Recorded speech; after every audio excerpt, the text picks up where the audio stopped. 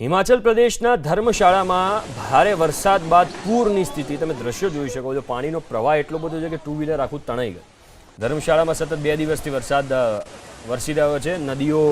રસ્તાઓ નદીઓમાં ફેરવાઈ ગયા છે। નદીઓ વહેતી હોય એવું લાગે રસ્તાઓ પરથી। ધર્મશાળાના ખડાદંડા માર્ગ પર જળબંબાકારની સ્થિતિ જોવા મળી। પાણીના તેજ પ્રવાહમાં વાહનો તણાવા લાગ્યા। વાયરલ વિડીયોમાં પાણીના તેજ પ્રવાહમાં એક સ્કૂટી તણાતી જોવા મળી રહી છે, જે આગળ જઈને એક કાર સાથે ટકરાઈ જાય છે। તો હિમાચલ પ્રદેશના શિમલામાં ભૂસ્ખલન, પહાડો પરથી ભેખડો ધસી પડતા નીચે પાર્ક કરેલા વાહનોને નુકસાન થયું છે। પોલીસે ઘટના સ્થળ પર પહોંચીને રસ્તા પરથી પથ્થરો હટાવ્યા। આ તરફ બિલાસપુર અને સોલન જિલ્લાની સરહદ પર આવેલા ભરાડી ઘાટ નલાગ વિસ્તારમાં ગત રાત્રે ભૂસ્ખલન થતા અફરાતફરી મચી ગઈ। ટેકરી પરથી મહાકાય પથ્થરો અને કાટમાળ નેશનલ હાઈવે પર ધસી આવ્યા। આ જ સમયે ત્યાંથી પસાર થઈ રહેલી હિમાચલ માર્ગ પરિવહન નિગમની એક બસ કાટમાળની ચપેટમાં આવતા માંડ બચી હતી।